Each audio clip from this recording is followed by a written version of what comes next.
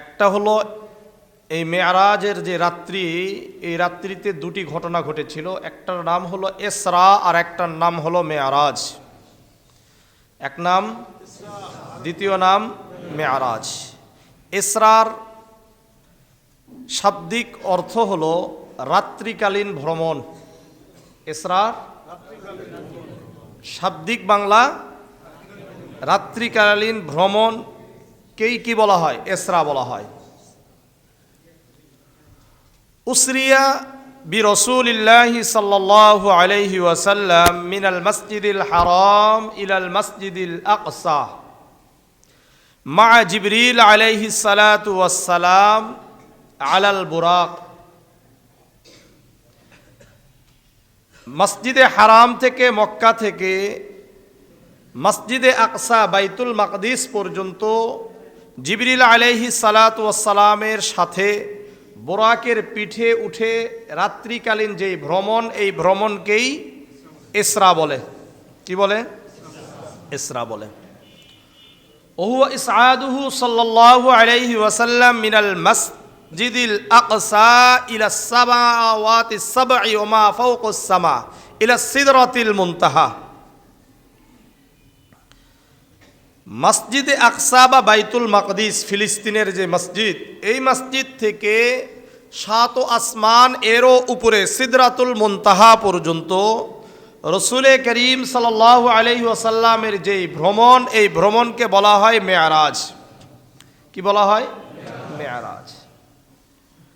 আল ইসরাউ সাবিতুন বিল কুরআনিল কারীম আল মুতাওয়াতির ওয়াল আহাদিসিস সাহিহা আল মুতাকাসিরা। ইসরাটা কোরআনে কারীম থেকে স্পষ্টভাবে প্রমাণিত এবং সহিহ হাদিসগুলো দ্বারা প্রমাণিত। সুতরাং কেউ যদি এই ইসরাকে অস্বীকার করে ফাহুয়া কাফের, সে কাফের হয়ে যাবে। সন্দেহ করলেও কাফের। ওয়াল মি'রাজু সাবিতুন বিল আহাদিসিস সাহিহা। আর মেয়ারাজটা আল্লাহর রসুল সাল্লাল্লাহু আলাইহি ওয়াসাল্লামের হাদিস দ্বারা প্রমাণিত। যদি কেউ এটাকে অস্বীকার করে ফাহুয়া ফাসিক, সে ফাসিক হয়ে যাবে, কাফেরের কাছাকাছি অবস্থান করবে। সুতরাং আমাদেরকে আগে বোঝা দরকার ইসরা আর মেয়ারাজ কি। তাহলে ইসরা কাকে বলে বলেন? মসজিদে হারাম থেকে, মানে মক্কা থেকে মসজিদে আকসা অর্থাৎ বাইতুল মাকদিস পর্যন্ত রাত্রিকালীন ভ্রমণ জিবরিল আলাইহিস সালাতু ওয়াসসালামের সাথে বোরাকের পিঠে উঠে যেই সফর, এই সফরকে কি বলে? ইসরা বলে। বাইতুল মাকদিস বা মসজিদে আকসা থেকে 7 আসমান ভেদ করে সিদরাতুল মুনতাহা পর্যন্ত চলে যাওয়া, এই ভ্রমণকে কি বলে? মেয়ারাজ বলে। মনে থাকবে তো ইনশাআল্লাহ? আলহামদুলিল্লাহ। তো ইসরা সম্পর্কে কোরআনুল কারীমের বানি ইসরাঈলের প্রথম আয়াত আল্লাহ বলেন, সুবহানাল্লাযী আসরা বিআবদিহি লাইলাম মিনাল মাসজিদিল হারাম ইলাল মাসজিদিল আকসাল্লাযী বারাকনা হাওলাহু লিনুরিয়াহু মিন আয়াতিনা। সুবহানাল্লাযী আসরা, মহিমান্বিত আল্লাহ তাআলার প্রশংসা, তাসবিহাত বর্ণনা করছি, যিনি তার বান্দা মুহাম্মদ সাল্লাল্লাহু আলাইহি ওয়াসাল্লামকে মিনাল মসজিদিল হারাম, মসজিদে হারাম অর্থাৎ মক্কা থেকে, ইলাল মসজিদিল আকসা, মসজিদ আকসা অর্থাৎ বাইতুল মাকদিস পর্যন্ত রাত্রিকালীন ভ্রমণ করালেন, যে আল্লাহ করিয়েছেন।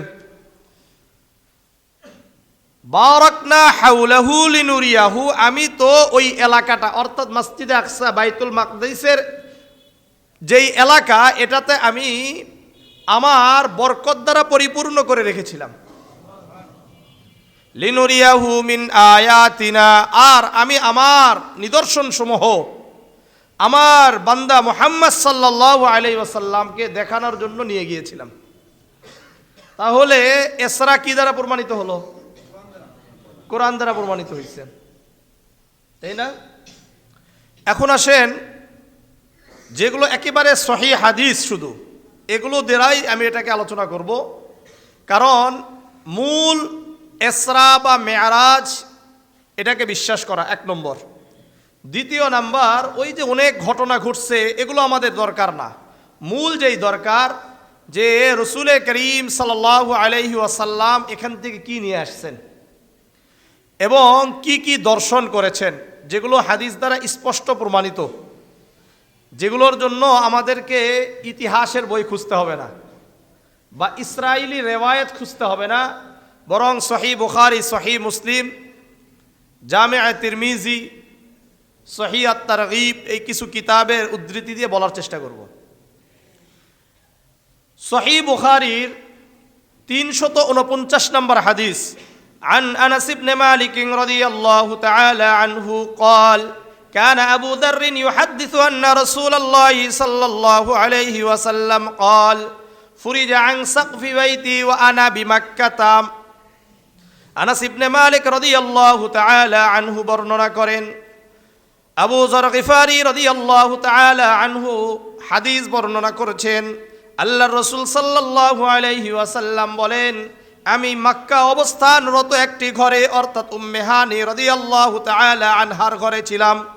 ফুরিজা আন সাকফি বাইতি, আমি যেই ঘরে শুয়েছিলাম ওই ঘরের ছাদকে উন্মুক্ত করা হলো।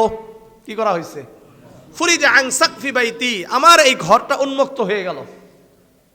ফানাজালা জিবরিল আলাইহিস সালাতু ওয়াস সালাম, জিবরিল আলাইহিস সালাতু ওয়াস সালাম ওই উন্মুক্ত ছাদ দিয়ে প্রবেশ করলেন। এখন এগুলোর ব্যাখ্যা আমি আলোচনা করছি, কেন করলেন, এই করলেন, সেই করলেন, এগুলো তো হাদিস বিশারদদের ব্যাখ্যা। আমি ডাইরেক্ট রাসূলুল্লাহ যা বলছে শুধু সেগুলো আজকে বলে যাব, কারণ ওদিকে গেলে আমার আবার 3 সপ্তাহ লাগবে, বুঝেন নাই? তো জিবরিল আলাইহিস সালাতু ওয়াস সালাম আসলেন, এসে ফাফারাজা সদরি, আমার বক্ষকে বিদীর্ণ করলেন। সুম্মা গাসালাহু বিমাই জামজাম, জমজমের পানি নিয়ে এসে আমার ভিতরের যে ময়লাগুলো ছিল এগুলো ধুয়ে মুছে পরিষ্কার করলেন।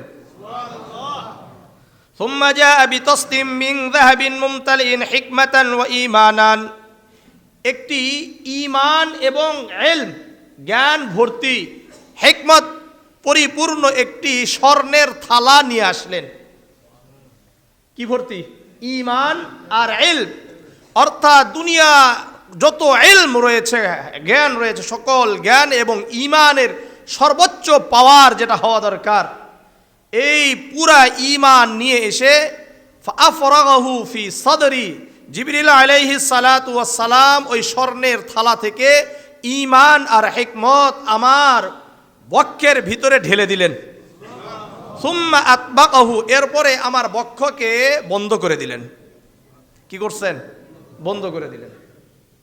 এটা হলো সহিহ বুখারীর এই পর্যন্ত হাদিস। আমি এক হাদিস থেকে আরেক হাদিসের দিকে চলে যাব, মানে সাজানোর জন্য, কারণ এক এক হাদিসে আরেক এক এক রকম আসছে। তো আমি আবার এগুলোরে কি করছি, অল্প অল্প করে নিয়ে সাজাইছি, সাজিয়ে আবার নিয়ে আসছি, বুঝেন নাই? এখন আবার আসেন সহিহ মুসলিমের হাদিসে 300 নম্বর হাদিস, عن أنس بن مالك رضي الله تعالى عنه قال قال رسول الله صلى الله عليه وسلم أوتيت بالبراق, আমার কাছে বোরাক আনা হলো, পরিষ্কার হয়ে গেছে। এখন কি নিয়ে আসছে? বোরাক নিয়ে আসছে। বোরাক কেমন? ওহুয়া দাব্বাতুন আবিয়াজু তাওয়িলুন ফাওকাল হিমারি দুনাল বাগাল, একেবারে শুভ্র সাদা ধবধবে একটি জন্তু, যেটা গাদা থেকে ছোট, খচ্চর থেকে বড়। ইয়াদউ হাফিরাহু ইনদা মুনতাহা তারফিহি, তার গতিটা এতটা ছিল যে তার দৃষ্টির সীমা শেষ পর্যন্ত যেটা যেত, তার এক একটা পদক্ষেপ সেই পর্যন্ত পৌঁছে যেত। বুঝে আসছে? এই পর্যন্ত সহিহ মুসলিমের কথা এতটুকু আসেন। এরপরে জামিআ তিরমিজির 3131 নম্বর হাদিস, عن أنس بن مالك رضي الله تعالى عنه قال قال رسول الله صلى الله عليه وسلم أوتي رسول الله صلى الله عليه وسلم البراق, বুরাককে নিয়ে আসা হলো। ফাস্তাসআবা আলাইহি, বুরাক একটু তেজ দেখালো, একটু এটাকে কি বলে, জিদ দেখালো, লাফালাফি করছে। ক্বালা জিবরিল আলাইহিস সালাতু ওয়াস সালাম আবি মুহাম্মাদিন তাফআলু হাযা, তুমি মুহাম্মদ সাল্লাল্লাহু আলাইহি সাল্লামের সামনে এই ব্যবহার কেন করছো? ফামা রাকিবা আহাদুন আকরামু আলাল্লাহি মিনহু, অথচ এর আগে যত কেউ তোমার উপর আরোহণ করেছে মুহাম্মদ সাল্লাল্লাহু আলাইহি সাল্লাম থেকে আল্লাহর কাছে উত্তম আর কেউ ছিল না। এই হাদিস থেকে বোঝা যায় যে ওই বুরাকের উপরে আল্লাহর রসুলের আগে অন্যান্য নবীরাও আরোহণ করেছেন। কারণ কি বলছেন, ফামা রাকিবাক আহাদুন আকরামু আলাল্লাহি মিনহু, তোমার উপরে এ যাবত আরো যারা কি করেছে, আরোহণ করেছিলেন, উপরে উঠেছিলেন, তাদের মধ্যে হতে আল্লাহর কাছে সবচাইতে বেশি দামি আর প্রিয় ছিলেন মুহাম্মদ সাল্লাল্লাহু আলাইহি সাল্লাম। ফারফাদ্দা আরাকান, শোন স্থির হয়ে গেল। কি হয়ে গেছে? স্থির হয়ে গেছে। স্থির যখন হয়েছে, এখান থেকে এতটুকুই শেষ এই হাদিস। এখন আবার সহিহ মুসলিমের 300 নম্বর হাদিস। এখন আল্লাহর রসুল বলেন, ফারাকিবতুহু, আমি উঠলাম, হাত্তা আতাইতু বাইতুল মাকদিস, কোথায় চলে গেছে? বাইতুল মাকদিসে চলে গেলেন। ফারাবাতুহু বিল হালকাতিল্লাতি ইয়ারবিতু বিহিল আম্বিয়া, বাইতুল মাকদিসের মসজিদের সামনে গিয়ে বুরাককে একটি খুঁটির সাথে বাঁধলেন, যেই খুঁটিগুলোর সাথে অন্যান্য আম্বিয়া আলাইহিস সালাতু ওয়াস সালামরাও বেঁধেছিলেন। এখান থেকেও বোঝা যায় যে অন্যান্য নবীরাও এখানে সফর করছেন। আরেকটি ব্যাপার হলো, এখান থেকে মুহাদ্দিসিনে কেরামরা, ফকিহ মুফতি কেরাম যারা হাদিস বিশারদ এবং ফিকহ বিশারদ, তারা বলেন যে প্রতিটি মসজিদের সাথে গ্যারেজ থাকতে হবে। কি থাকতে হবে? গ্যারেজ। এখানে বাহন আসবে, নিয়ে আসবে, তারা এখানে বেঁধে রেখে তারপরে কি করবে? মসজিদে ঢুকবে। ইয়ারবিতু বিহিল আম্বিয়া, রাসূল করিম সাল্লাল্লাহু আলাইহি ওয়াসাল্লামও বাঁধলেন। ফাদাখালতুল মসজিদ, বেঁধে মসজিদে প্রবেশ করলেন। ফাসাল্লাইতু ফীহি রাকাতাইন, 2 রাকাত সালাত আদায় করলেন। সকল আম্বিয়া আলাইহিস সালাতু ওয়াস সালামের ইমামতি করলেন। ইমামুল মুরসালিন এই জন্যই আল্লাহর রাসূলকে বলা হয়। এখানে ওই যে আমি বলছি যে অন্যান্য দিকে গেলে আমি এখানে অনেক আলোচনা করতে পারবো, এখানে শেষ হয়ে যাবে আজকে, ওদিকে যাচ্ছি না আজকে। নামাজ শেষ, ফাখারাজতু, আমি মসজিদ থেকে বের হলাম জিবরিল আলাইহিস সালাতু ওয়াস সালামের সাথে। ফাজাআনি জিবরিল আলাইহিস সালাতু ওয়াস সালাম বিইনাইম মিন লাবানিন ওয়া খামারিন, জিবরিল আলাইহিস সালাতু ওয়াস সালাম 2টি পেয়ালা, মানে পেয়ালা বুঝেন তো নাকি, পাত্র নিয়ে আসলেন। একটি পাত্রে মদ ছিল, আরেকটি পাত্রে দুধ ছিল। ফাখতারতুল লাবানা, আমি দুধ গ্রহণ করলাম এবং পান করলাম। আল্লাহর রসুল সাল্লাল্লাহু আলাইহি সাল্লামকে জিবরিল আলাইহিস সালাতু ওয়াস সালাম বললেন, ইখতারতাল ফিতরাতা, আপনি তো হেদায়েতকে গ্রহণ করেছেন।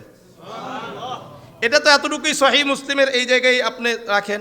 আবার যান সহিহ বুখারীর 4709 নম্বর হাদিস। আবু হুরায়রা রাদিয়াল্লাহু তাআলা আনহু বলেন, উদিয়া রাসূলুল্লাহ সাল্লাল্লাহু আলাইহি ওয়াসাল্লাম বিলিয়া বিকদহাইম মিন লাবানিন ওয়া খামরিন, ওই যে বাইতুল মাকদাসে ওখানে নিয়ে গিয়ে জিবরিল আলাইহিস সালাতু ওয়াস সালাম 2টি পাত্র নিয়ে আসলেন। একটি পাত্রে দুধ ছিল, আরেকটি পাত্রে মদ ছিল। রসুল করিম আখাযাল লাবানা, আল্লাহর রসুল দুধকে গ্রহণ করলেন এবং পান করলেন। জিবরিল আলাইহিস সালাতু ওয়াস সালাম বললেন, হে মুহাম্মদ, লাউ আখস্তাল খামর, আজকে যদি আপনি মদ ধরে মদকে নিয়ে গ্রহণ করতেন, পান করতেন, গাওয়াত উম্মাতুকা, আপনার পুরা উম্মত ধ্বংস হয়ে যেত, আপনার পুরা উম্মত পথভ্রষ্ট হয়ে যেত। আলহামদুলিল্লাহিল্লাযী হাদাকা লিল ফিতরা, ওই আল্লাহর প্রশংসা যিনি আপনাকে সঠিক রাস্তা দেখিয়েছেন। এই পর্যন্ত সহিহ বুখারীর এতটুকুই থাক। এরপরে আবার সহিহ মুসলিমের দিকে যাই। সুম্মা আরাজা বিনা ইলাস সামাই, জিবরিল আলাইহিস সালাতু ওয়াস সালাম আমাকে নিয়ে প্রথম আসমানে গেলেন। ফাস্তাফতাহ জিবরিল আলাইহিস সালাতু ওয়াস সালাম, গিয়া জিবরিল আলাইহিস সালাতু ওয়াস সালাম বললেন, খোলো। ইলা মান আনতা, জিবরিল আলাইহিস সালাতু ওয়াস সালাম কে প্রথম আসমানের প্রহরীরা বললেন, আপনি কে? ক্বালা জিবরিল, জিবরিল আলাইহিস সালাতু ওয়াস সালাম বললেন, আমি জিবরিল। কিলা ওয়ামান মাআকা, আবার জিবরিল আলাইহিস সালাতু ওয়াস সালামকে বললেন আপনার সাথে উনি কে? ক্বালা মুহাম্মদ, জিবরিল আলাইহিস সালাতু ওয়াস সালাম উত্তর দিলেন আমার সাথে মুহাম্মদ। আবার জিবরিল আলাইহিস সালাতু ওয়াস সালামকে জিজ্ঞাসা করা হলো কদ বুইসা ইলাইহি, তাকে কি এখানে আনতে বলা হয়েছে? ক্বালা কদ বুইসা ইলাইহি, জিবরিল আলাইহিস সালাতু ওয়াস সালাম বললেন হ্যাঁ, আমাকে আল্লাহ রাব্বুল আলামিন আদেশ করেছেন আমি যেন মুহাম্মদ সাল্লাল্লাহু আলাইহি ওয়াসাল্লামকে নিয়ে উপরে আসি। এখান থেকে কি বুঝলেন বলেন? জিবরিল আলাইহিস সালাতু ওয়াস সালামকে কি তারা চেনে না? এখানে শিখানোর উদ্দেশ্য কি? এখানে শেখানোর উদ্দেশ্য আপনি যেখানেই যাবেন আগে আপনার আইডেন্টিটি, আপনার পরিচয়পত্র দিতে হবে। এরপরে আপনি আপনার পরিচয় দিলেন, আপনার সাথে যদি অন্য কেউ থাকে তাদের পরিচয় নেওয়ার ক্ষমতা, যারা প্রহরী থাকে তাদের এটা কি আছে? রাইট আছে, তাদের অধিকার আছে। তারা কি মুহাম্মদ সাল্লাল্লাহু আলাইহি ওয়াসাল্লামকে চিনে না? কি মনে করেন? চিনে কি চিনে না? উনি আল্লাহ যেমন রব্বুল আলামিন, পুরা জগতের কি রব, আর নবী হলো রহমাতুল লিল আলামিন, পুরা জগতের কি রহমত। এটা তো স্পষ্ট কথা। আলহামদুলিল্লাহি রাব্বিল আলামিন, রব্বুল আলামিন অর্থাৎ সকল জগতের প্রতিপালককে, আর সকল জগতের, জগৎ সমূহ মানে দ্বারা উদ্দেশ্য আসমান জমিন সহ যেখানে যত জগৎ আছে সকল জগতের, ইন্না আরসালনাকা ইল্লা রাহমাতাল লিল আলামিন, সূরা আম্বিয়ার 107 নম্বর আয়াত। আল্লাহ যেমন আলহামদুলিল্লাহি রাব্বিল আলামিন সকল জগতের প্রতিপালক, ঠিক তেমনি ভাবে মুহাম্মদ সাল্লাল্লাহু আলাইহি ওয়াসাল্লাম সকল জগৎ সমূহের রহমত। এটা শুধুমাত্র দুনিয়ার নয়, আসমান জমিনের মধ্যে যা আছে সব জায়গার। তাহলে ওনারা কি চিনে না? চিনে, এরপরেও কেন প্রশ্ন? এটা দায়িত্ব। ঠিক তেমনি ভাবে আমাদেরও বিভিন্ন জায়গায় যেতে হলে আমাদের পরিচয় দিতে হবে। আর যারা গার্ড থাকবেন, গার্ডম্যান থাকবেন, তাদের দায়িত্ব তারা আমাদের পরিচয় জিজ্ঞাসা করবেন। আসলে না ঢুকিয়ে দিলেন, আসলে না ঢুকিয়ে দিবেন। গাদ্দার কে কোন জায়গায় প্রতারক থাকে এটা বুঝতে পারবেন? আপনার দায়িত্ব আপনাকে পালন করতে হবে। কথা আমার বুঝাইতে পারছি? আল্লাহ বুঝার তৌফিক দান করেন। ফাফুতিহা লানা, যখন পরিচয় দেওয়া হয়ে গেল, প্রথম আসমান খুলে দেওয়া হলো। ফাইদা আনা বি আদম আলাইহিস সালাতু ওয়াস সালাম ফারাহহাবা বি ওয়া দাআলি বিখাইরিন। আদম আলাইহিস সালাতু ওয়াস সালামের সাথে সাক্ষাৎ, আদম আলাইহিস সালাতু ওয়াস সালামের সাথে কুশল বিনিময় হলো। উনি আমাকে স্বাগত জানালেন, আমার জন্য কল্যাণের দোয়া করলেন। কিসের দোয়া? কল্যাণের দোয়া। এখানে সহিহ মুসলিমে এতটুকুই আসছে। সহিহ বুখারী 349 নম্বর হাদিসে আমি আবার জিবরিল আলাইহিস সালাতু ওয়াস সালামকে জিজ্ঞাসা করলাম, কুলতু লি জিবরিল মান হাযা, ইনি কে? ইনি কে? তখন জিবরিল আলাইহিস সালাতু ওয়াস সালাম বললেন, হাযা আদম আলাইহিস সালাতু ওয়াস সালাম, ইনি হলো আদম আলাইহিস সালাতু ওয়াস সালাম।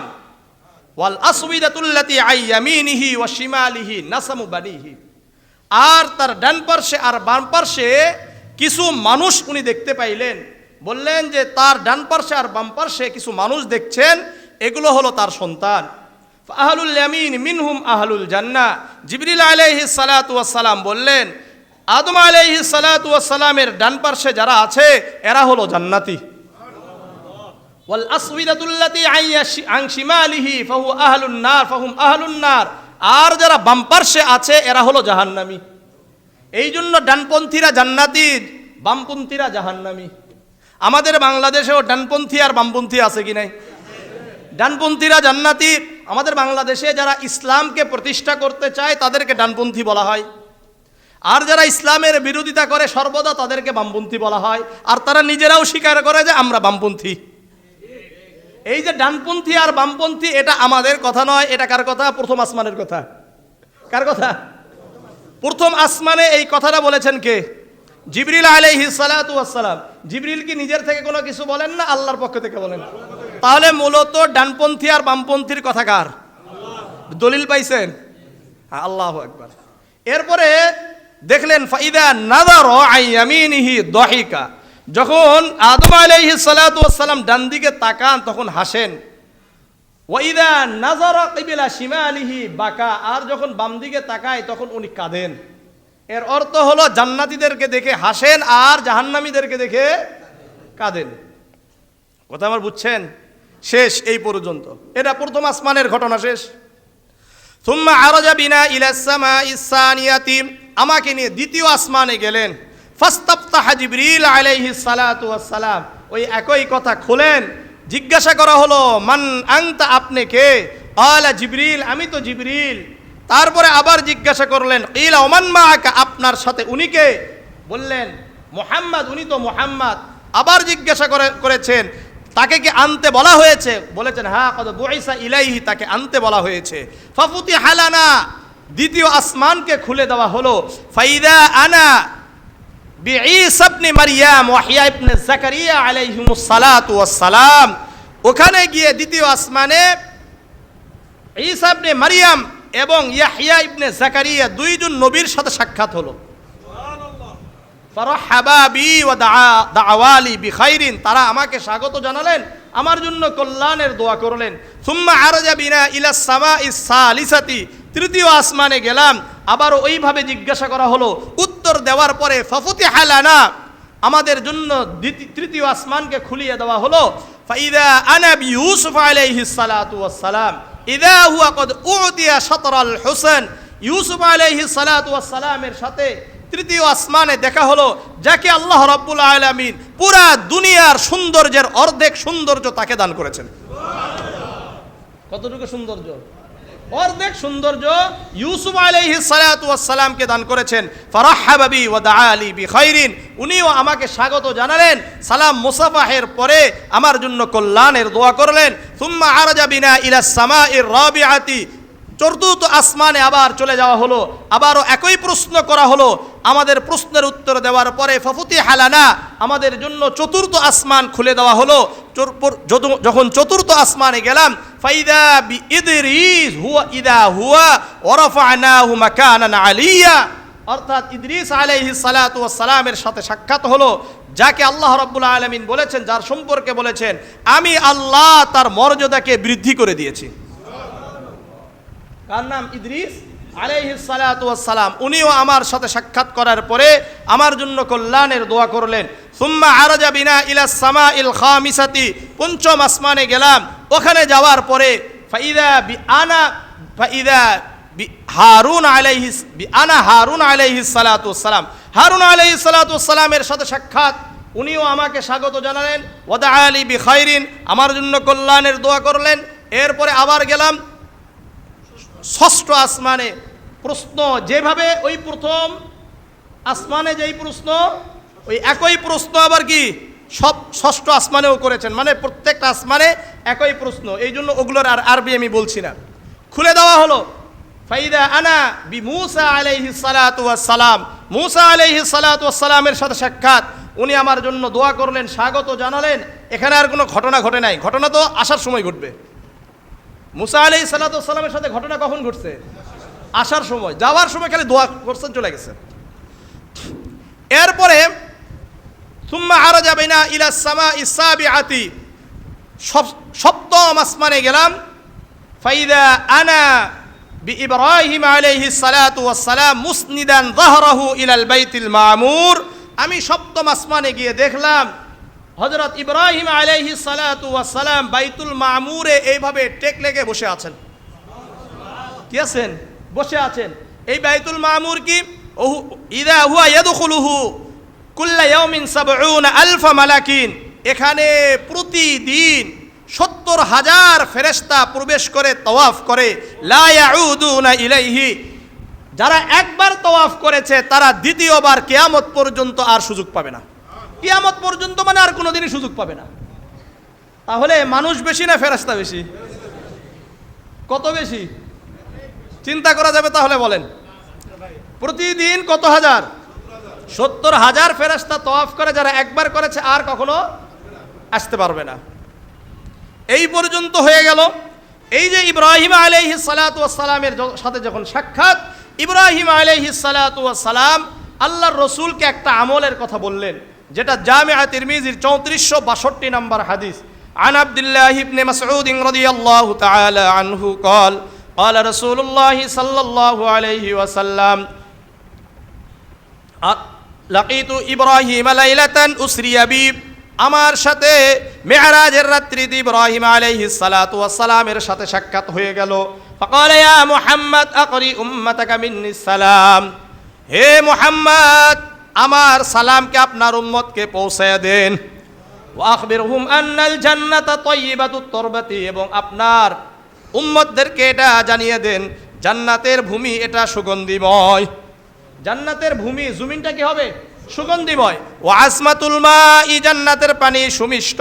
ওয়া আন্নাহা কিআন, কিন্তু জান্নাতের ভূমি এটা উর্বর, এখানে কোনো গাছগাছালি নাই, কোনো ফলমূল নাই, কোনো বিল্ডিং নাই, কোনো কি নাই, বিল্ডিংও নাই, কোনো কিছুই নাই।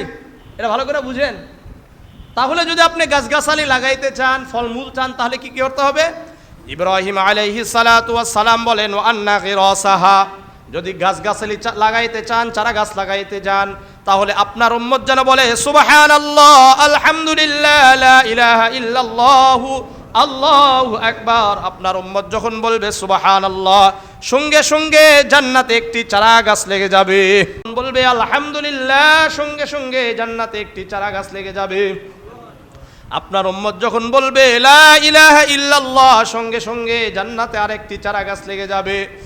যখন আপনার উম্মত বলবে আল্লাহু আকবার, সঙ্গে সঙ্গে জান্নাতে আরেকটি চারা গাছ লেগে যাবে। তাহলে দিন রাত মিলে যদি আপনি 100 বার সুবহানাল্লাহ, 100 বার আলহামদুলিল্লাহ, 100 বার আল্লাহু আকবার বলেন, লা ইলাহা ইল্লাল্লাহ বলেন, তাহলে কয়টা গাছ লাগবে? 400 গাছ লাগবে না? সুবহানাল্লাহ 100 বার কমপক্ষে, আবার আলহামদুলিল্লাহ 100 বার, লা ইলাহা ইল্লাল্লাহ 100 বার, আল্লাহু আকবার 100 বার। সকালে এটা বললেন, তাহলে 400 গাছ। আবার সন্ধ্যায় এটা আবার বললেন, তাহলে কত? 800 গাছ লাগবে। কত লাগবে? 800 গাছ লাগবে। তাহলে দরকার কারা কারা করবেন? হ্যাঁ, সকাল সন্ধ্যায়। এটা তো গাছ লাগলো, এছাড়াও এটার আরেকটা ফায়দা আছে। ওদিকে গেলে আমার সময় শেষ হয়ে যাবে, খালি এমনি বাংলা বলি। মানে জামিআ তিরমিজির 3471 নম্বর হাদিস, আন আমর ইবনে শুআইব আন আবিহি আন জাদ্দিহি আন্না রাসূলুল্লাহি সাল্লাল্লাহু আলাইহি ওয়াসাল্লাম মান সাব্বাহাল্লাহ মিয়াতান বিল গাদাতি ওয়া মিয়াতান বিল আশিয়্যি কানা কামান হাজ্জা মিয়াতা মাররাতিন, যে ব্যক্তি সকাল সন্ধ্যায় 100 বার করে সুবহানাল্লাহ বলবে, সকালে 100 বার, সন্ধ্যায় 100 বার বলল, ওই ব্যক্তি যেন 100 বার হজ আদায় করলো। ওমান হামিদাল্লাহ মিয়াতান বিল গাদাতি ওয়া মিয়াতান বিল আশিয়্যি কানা কামান হামালা আলা মিয়াতি ফারসিন আও গাযা মিয়াতা গাজওয়াতিন, আর যে ব্যক্তি সকাল সন্ধ্যায় 100 বার করে আলহামদুলিল্লাহ বলল, কতবার? সকালে 100 বার আলহামদুলিল্লাহ, সন্ধ্যায় 100 বার আলহামদুলিল্লাহ বলল, আল্লাহর রাসূল বলেন ওই ব্যক্তি যেন আল্লাহর রাস্তায় 100 ঘোড়া দান করলো, অথবা 100 বার জিহাদে অংশগ্রহণ করলো। ওমান হাল্লাল্লাহ মিয়াতান বিল গাদাতি ওয়া মিয়াতান বিল আশিয়্যি কানা কামান আ'তাকা মিয়াতা রাকবাতিন মিন ওয়ালাদি ইসমাঈল আলাইহিস সালাতু ওয়াস সালাম, আর যে ব্যক্তি সকাল সন্ধ্যায় 100 বার করে বলল লা ইলাহা ইল্লাল্লাহ, লা ইলাহা ইল্লাল্লাহ, ওই ব্যক্তি যেন ইসমাঈল আলাইহিস সালাতু ওয়াস সালামের বংশধরদের মধ্যে হতে যারা গোলাম হয়ে গেছে, এরকম গোলামদেরকে আজাদ করার সওয়াব পেয়ে যাবে। কত? 100 গোলাম। ওমান কাব্বারাল্লাহ মিয়াতান বিল আদি মিয়াতান বিল গাদাতি ওয়া মিয়াতান বিল আশিয়্যি, আর যে ব্যক্তি সকালে 100 বার আল্লাহু আকবার, সন্ধ্যায় 100 বার আল্লাহু আকবার বলল, লাম ইয়াতি ফি যালিকাল ইয়াউমি আহাদুন, ওই ব্যক্তির মতো আর উত্তম আমল করে আর কেউ ওই দিনে করতে পারবে না। ওই ব্যক্তি করতে পারবে যে তার মতো করলো, অথবা তার থেকে বেশিবার সুবহানাল্লাহ বলেছে। 100 বারের বেশি কি বলতে পারবে? কোনো সমস্যা আছে? কোনো সমস্যা নাই, যত বেশি বলবেন তত বেশি আমি লাভবান হব। তাহলে আলহামদুলিল্লাহ, এখানে ইব্রাহিম আলাইহিস সালাতু ওয়াস সালামের সাথে সাক্ষাৎ হয়ে উনি একটা আশ্চর্যজনক আমল পাইলেন। সুম্মা যাহাবা বি ইলা সিদরাতিল মুনতাহা, এরপরে সিদরাতে মুনতাহায় চলে গেলাম। কোথায় গেছি? সিদরায়ে মুনতাহা চলে যাওয়ার পরে সিদরাতুল মুনতাহা কাকে বলা হয়? যে আমাদের দুনিয়া থেকে আমরা যত আমল করি, এই আমলগুলো ওখানে গিয়ে ঠেকে যায়। এরপরে এখানে এই আমলগুলো চলে যায়, যাওয়ার পরে এখানে থাকে। উপরের থেকে আবার ফেরেশতারা এসে এখান থেকে এই আমলগুলো নিয়ে চলে যায়। আবার আল্লাহ তাআলা যে রহমত বরকত আমাদের উপর সাকিনা অবতীর্ণ করতে চান, প্রথমে এসে কোথায় থাকে? এই সিদরাতুল মুনতাহায় থাকে। এই সিদরাতুল মুনতাহা থেকে নিচের যেই ফেরেশতাদের যে দায়িত্ব, এরা এখান থেকে নিয়ে আবার কিছু কোথায় চলে আসে, নিচে আসে, এনে আমাদেরকে বন্টন করে দেয়। এটাকে বলা হয় কি? সিদরাতুল মুনতাহা। এই সিদরাতুল মুনতাহা যাওয়ার পরে এরপরে উপরে গিয়েছেন। কতটুকু গিয়েছেন সহিহ হাদিস দ্বারা প্রমাণিত নয়, সুতরাং আমরা আর বেশি কথা এখানে বলতে চাচ্ছি না। এরপরে রসুল বলেন, ফাআওহাল্লাহু ইলাইয়া মা আওহা, আল্লাহ তাআলা যা চাইলেন আমার উপর ওয়াহি করলেন। ফাফারাজা আলাইয়া ফি কুল্লি ইয়াউমিন ওয়া লাইলাতিন 50 সালাতান, আল্লাহ রাব্বুল আলামিন আমার উপরে 50 ওয়াক্ত নামাজ ফরজ করে দিলেন। কত ওয়াক্ত নামাজ? আমি তো খুব খুশি হয়ে ফানাজালতু, আমি নিচে নামছিলাম, ইলা মুসা, মুসা আলাইহিস সালাতু ওয়াস সালাম কততম আসমানে আছেন? বললেন, হাযাল কাউসারুল্লাযী আ'তাকা রাব্বুক, এটা হাউজে কাউসার যেটা আপনাকে আল্লাহ তাআলা দান করছেন। সুবহানাল্লাহ, এটা কাউসার যেটাকে আল্লাহ তাআলা আপনাকে দান করছেন। বুঝা আসছে? এই জন্য হাউজে কাউসারের পানি পান করা দরকার। কিভাবে করবেন? রাসূলুল্লাহকে পূর্ণাঙ্গ অনুসরণ করলেই এই কাউসারের পানি পান করতে পারবেন। কয় নম্বর গেল? 6। 7 নম্বর, রাসূল করিম সাল্লাল্লাহু আলাইহি ওয়াসাল্লাম 4টা নদী দেখছেন। কয়টা? 3887 নম্বর হাদিস এটা। এই হাদিসের আনাস ইবনে মালিক রাদিয়াল্লাহু তাআলা আনহু থেকে বর্ণিত, আল্লাহ রাসূল বলেন, আমি 4টা আরবাআত আনহার, 4টা নদী দেখলাম। নাহরানি বাতিনানি, দুটা বাতিনি, বাতিনি মানে কি? অপ্রকাশ্য। আর নাহরানি জাহিরান, আর দুটা প্রকাশ্য নদী দেখছি।